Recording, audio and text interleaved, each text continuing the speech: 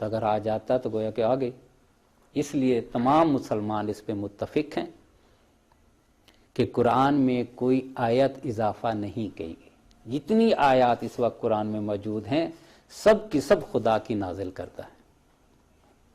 صرف ایک احتمال، ایک روایت ایسی ملی ہے کہ کہتے ہیں کہ قرآن میں 2 صورتوں کا اضافہ کیا گیا ہے، یہ اللہ کی طرف سے نازل نہیں ہوئی، اور وہ ہے سورہ معوذتین، سورہ فلق اور سورہ ناس.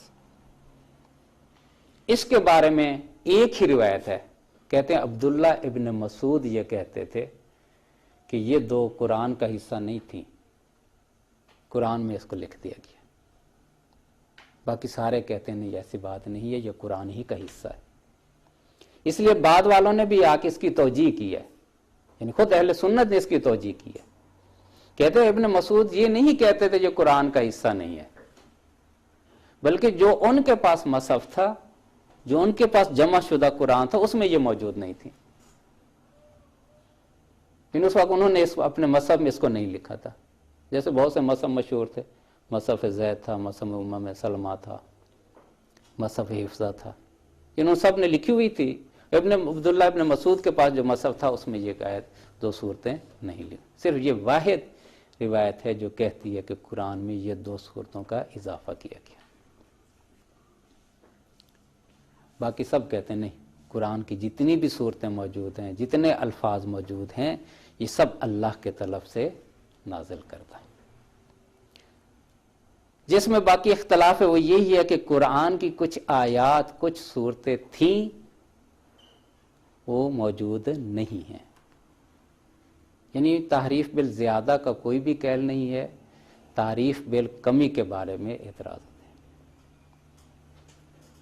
کہ قرآن میں کچھ آیات تھیں اب اس وقت موجود نہیں ہیں. لیکن یہ بھی کیا ہے، نظریہ غلط ہے. مشہور علماء چاہے شیعوں کے ہو چاہے سنیوں کے، بلکہ اکثریت کہتے ہیں ایسی بات نہیں ہے. جتنا قرآن نازل ہوا تھا بغیر کمی و زیادتی کے اس وقت ہمارے پاس موجود ہے. اور اس کی دلیل کیا ہے؟ خود قرآن کریم میں اللہ تعالیٰ یہ فرماتا ہے اِنَّا نَحْنُ نَزَّلْنَا الذِّكْرَ وَإِنَّا لَهُ لَحَافِظُونَ، کہ اس قرآن کو ہم نے نازل کیا ہے اور ہم ہی اس کی حفاظت کریں گے. دیکھیں اگر آپ عربی جانتے ہوں تو اس چھوٹے سے جملے میں بہت زیادہ تاکید کی گئی ہے. جملہ شروع ہوتا ہے اِنَّا سے. اِنَّا استعمال ہوتا ہے عربی میں یقین کے لیے، یعنی جس میں ذرا بھی بات میں شک نہ ہو وہاں لفظ اِنَّا استعمال کرتے ہیں. اِنَّا کے بعد یہ جملہ میں 4 ضمیریں ذکر کی گئی. اِنَّا ہم، نحنو ہم، اِنَّا کا معنی بھی ہم ہے، نحنو کا معنی بھی ہم ہے. نزلنا ذکر، نزلنا پھر میں ضمیر آ گئی ہم، یعنی 4 دفعہ خدا گویا اس میں کہہ رہا ہے کہ ہم نے اس کو نازل کیا. جیسے ہم آپ بات کرتے ہوئے نا کوئی بات شک والی ہو تو کہتے ہیں میں نے اس کو کہا ہے. اتنا جملہ بولتے ہیں نا، کیا مطلب ہوتا ہے اس کا؟ یعنی کسی شک کی گنجائش نہیں ہے، یہ میرا ہی قول ہے. تو یہاں بھی خدا گویا کہ 4 دفعہ کہہ رہا ہے، میں بھی نہیں کہہ رہا بلکہ کہتا ہے ہم نے اس کو نازل کیا.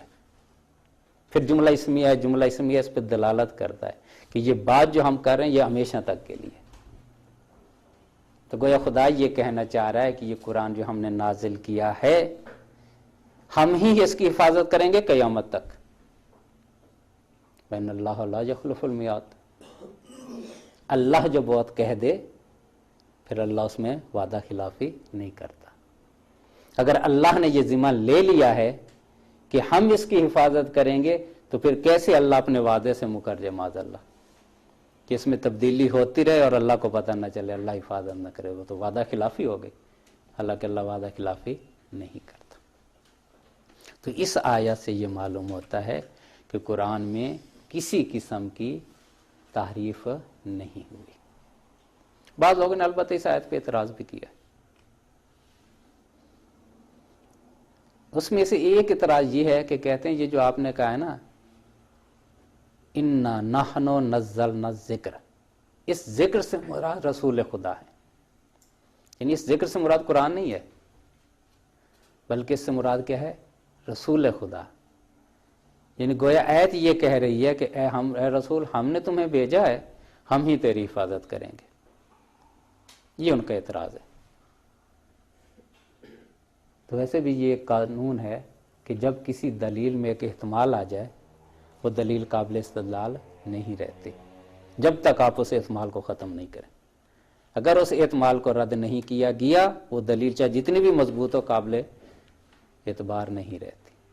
تو انہوں نے یہ احتمال پیدا کر دیا کہ یہاں ذکر سے مراد قرآن نہیں ہے بلکہ رسول ہے، کیونکہ اور بہت جگہ پہ قرآن رسول خدا کو ذکر کہا گیا ہے. ذکرن رسولہ سورۃ طلاق میں، ذکرن رسولہ یتلو علیکم آیات اللہ، جہاں رسول کو ذکر کہا گیا. جیسے فاسألوا اہل الذکر، اس میں امام علیہ السلام یہ کہہ رہے ہیں کہ ذکر سے مراد رسول ہیں، اہل ذکر سے مراد ہم ہیں، یعنی ہم آل رسول. تو ان روایات کو وہ دیکھ کے وہ یہ کہتے ہیں کہ یہاں بھی ذکر سے مراد کیا ہے؟ رسول ہے. تو رسول کی حفاظت کی اللہ نے ذمہ داری لی ہے، قرآن کی تو نہیں لی. لیکن یہ اعتراض بھی صحیح نہیں ہے. کیوں صحیح نہیں ہے اس اعتراض؟ ایک بات تو یہ ہے کہ یہاں لفظ نزلنا کہا ہے، ہم نے نازل کیا. قرآن کے متعلق تو آپ کو بہت سی آیتیں ملیں گی جس میں یہ آگا کہ انا انزلناہ فی لیلۃ مبارکہ، انا انزلناہ فی لیلۃ القدر. اور بھی بہت سی جگہ پہ قرآن کو ذکر کہا گیا ہے. اگر رسول خدا کو ذکر کہا گیا ہے تو قرآن میں قرآن کو بھی کیا ہے؟ ذکر کہا گیا ہے. لہذا کم از کم یہ احتمال آ گیا نا، ہو سکتا ہے اس سے مراد رسول ہوں، ہو سکتا ہے اس سے مراد قرآن کریم ہو. اب یہ دیکھنا ہے کہ اس سے مراد رسول خدا ہیں یا نہیں. اس آیت میں اگر رسول خدا کی اللہ نے حفاظت کی ذمہ داری لی ہے تو کس چیز سے حفاظت کی ذمہ داری لی ہے؟ کہ آپ کو کوئی تکلیف نہیں پہنچا سکے گا. اگر یہ کہہ رہا ہے خدا کہ اے رسول ہم نے آپ کی حفاظت کی ذمہ داری لی ہے، یعنی آپ کو کوئی تکلیف نہیں پہنچائے گا، تو آپ تاریخ میں دیکھیں کہ رسول خدا کو تکلیف نہیں پہنچائی گئی، پتھر مارے گئے، رسول خدا کو زخمی کیا گیا. اگر یہ مراد لی جائے نہیں، یہ آپ کو موت نہیں آئی، آپ ہمیشہ زندہ رہیں گے، ہم آپ کی حفاظت کر رہے ہیں، یہ بھی منافی آیات ہے. خود قرآن کہہ رہا ہے انک میت وانہم میتون، دوسرے بھی مرے ہیں، تم بھی کیا ہے؟ مر جاؤ گے. لہذا موت سے بھی حفاظت کی ذمہ داری خدا نے نہیں لی. پھر ایک اور بات ہے کہ جب بھی رسول کی بات کی ہے نا، خدا یہ نہیں کہتا کہ انا انزلنا رسولا، بلکہ جب رسولوں کی بات ہے تو کہتا ارسلنا کا، انا ارسلنا من قبل کا رجلا. یہ خود رسول خدا کے بارے میں کہتا ہے انا ارسلنا کا رحمتا للعالمین. یعنی جب انسان کی بات ہو تو خدا نازلہ استعمال نہیں کرتا لفظ، قرآن کی بات ہو تو پھر خدا نازلہ کہتا ہے. تو لہٰذا اس سے کوئی مراد رسول نہیں ہو سکتا. پھر سب سے بڑھ کے یہ خود یہ آیت سورہ حجر کی ہے، جو شروع جہاں سے ہوتی ہے وہ قرآن کے متعلق ہے.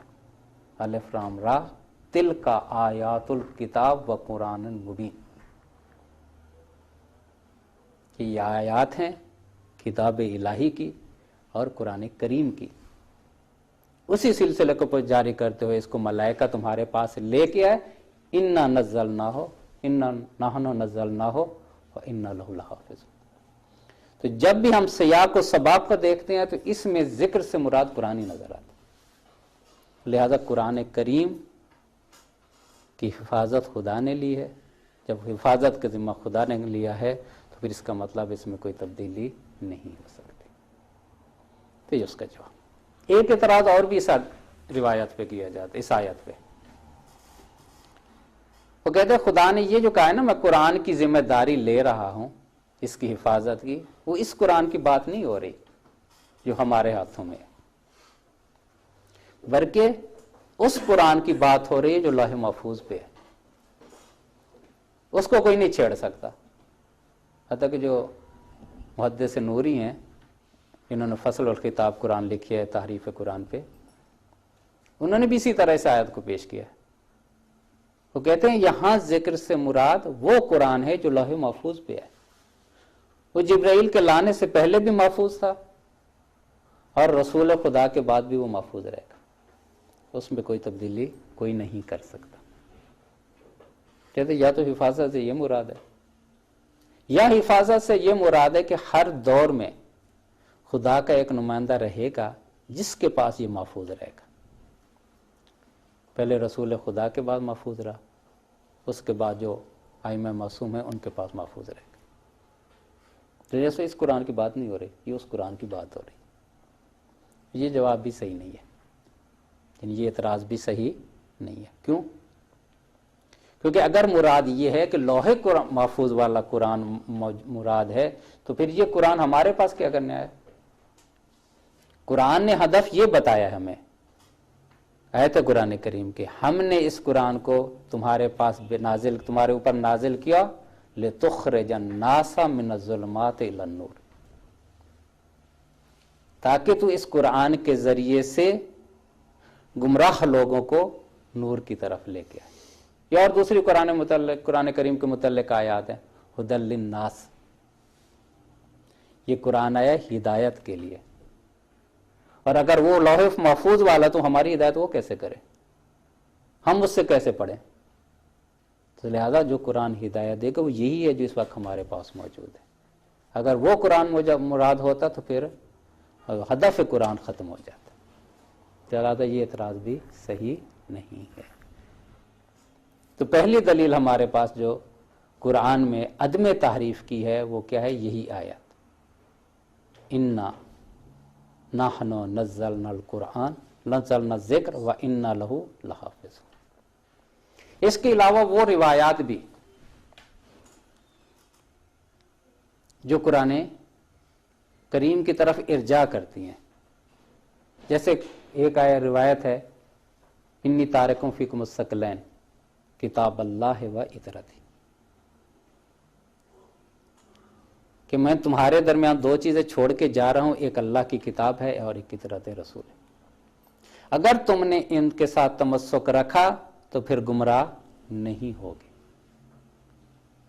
تو اگر اس قرآن میں تحریف ہوئی ہے تو پھر ہم کبھی بھی اس کے ساتھ تمسک نہ رکھنے سے گمراہ نہیں ہوں گے. تمسک رکھنے سے بھی گمراہ ہو جائیں گے. کتاب بدلا ہوا جو ہے، تبدیل شدہ جو ہے، اللہ کا کلام نہیں ہے اس میں، یا اللہ کا کلام کچھ کم ہو گیا ہے اس میں، تو اب ہم اس کے ساتھ اگر تمسک رکھیں گے تو کیسے گمراہی سے بچیں گے؟ تو رسول خدا کا یہ کہنا کہ اگر تم اس قرآن کے ساتھ تمسک رکھو گے تو گمراہ نہیں ہوگے، اس بات کی دلیل ہے کہ اس قرآن میں کوئی تحریف نہیں ہوئی. اور دوسری روایات امام علیہ السلام فرماتے ہیں کہ کلو حدیث لا یوافق القرآن فہو زخرف، کہ ہر وہ حدیث جو قرآن کے مطابق نہ ہو وہ غلط ہے، وہ بے بنیاد ہے. اس کا مطلب ہے سارے کا سارا قرآن موجود ہے، تب ہم اس روایت کو اس کے ساتھ ملاتے ہیں. جب دیکھتے ہیں کہ اس کے مطابق تو ہم کہتے ہیں صحیح ہے، جب کہتے ہیں اس کے مطابق نہیں ہے تو پھر ہم کہتے ہیں صحیح نہیں ہے. میرے خیال میں وقت ہمارا ختم ہو گیا ہے. اور بھی ادلہ ہیں جو بیان کی جا سکتی ہیں. اس کے علاوہ وہ روایات جو ان لوگوں نے پیش کی ہیں جو قائلین تحریف ہیں، ان کو بھی حل کرنے کی ضرورت ہے. اب کسی کا کوئی سوال ہے تو اس متعلق وہ پوچھ سکتے کرتے ہوئے کہ انا نحن نزلنا الذکر وانا لہ لحافظون، اور تفسیر میں ایک قاعدہ ہے کہ العبرۃ بعموم اللفظ لا بخصوص السبب. تو آپ نے بھی فرمایا کہ حفاظت معنوی جو ہے وہ قرآن میں نہیں ہے، تو ان دونوں کو آپ کیسے کمپائل کریں گے؟ ایک طرف سے تو آپ نے فرمایا کہ خدا نے حفاظت کا وعدہ لیا ہے، حفاظت میں صرف حفاظت لفظی کا ذکر نہیں ہے، اور دوسری طرف سے ہم اس بات کے بھی قائل ہو رہے ہیں کہ حفاظت مطلب تحریف معنوی ہوئی ہے. تو ان دونوں کو آپ ذرا وضاحت کے ساتھ کی معنی لیں. مسجد میں جا پھنسے مومن، رات کاٹی خدا خدا کر